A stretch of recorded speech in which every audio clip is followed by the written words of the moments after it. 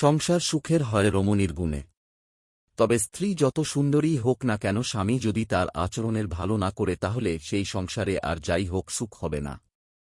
তাই সংসারে সুখ ফিরে আনতে স্বামীদের কিছু কাজ করা জরুরি, যা করলে বউ স্বামীকে পাগলের মতো ভালোবাসবে। আপনার স্ত্রীকে বুঝতে দিন তিনিই আপনার স্বপ্নের রাজকন্যা। আপনার কাজ, কথা, ভালোবাসা, আবেগ দ্বারা এর সত্যতা প্রমাণ করুন।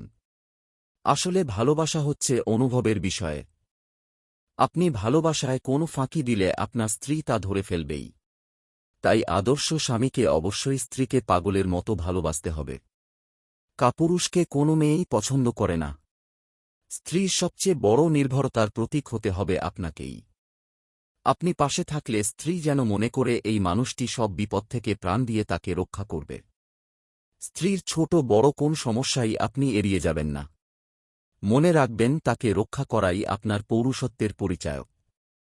মনে রাখবেন প্রেম শুধু শরীরেই বাস করে না। প্রেমের ক্ষেত্রে মন শরীর দুটোই লাগে। মন থেকে আপনার স্ত্রীকে ভালোবাসুন। তার কানের কাছে মুখ নিয়ে বারবার ভালোবাসার কথাগুলো বলুন।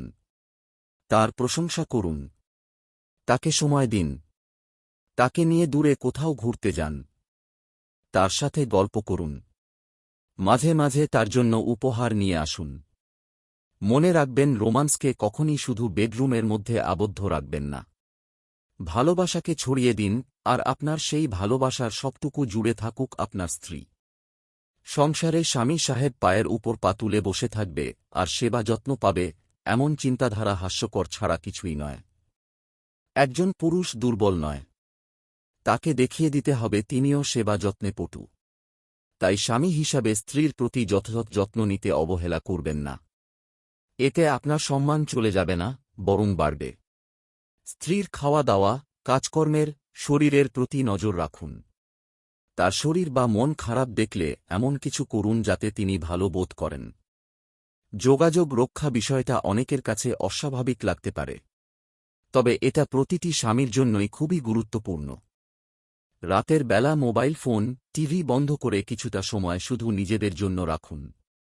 কোনো বিষয়ে ভুল বোঝাবুঝি হলে খোলাখুলি আলোচনা করুন। মনে রাখবেন মেয়েরা ভালো শ্রোতা খুব পছন্দ করেন। স্ত্রীর কথাগুলো কোন কোন ক্ষেত্রে অযৌক্তিক হলেও তাকে কথাগুলো শেষ করতে দিন। এরপর ধীরে সুস্থে সময় নিয়ে আপনার অবস্থান ব্যাখ্যা করুন। কোনো অবস্থাতেই চেঁচামেচি বা কলহ করবেন না। এছাড়া আপনাদের পরিবারে কি ঘটছে এবং আপনাদের ভবিষ্যৎ পরিকল্পনা নিয়েও কথা বলুন।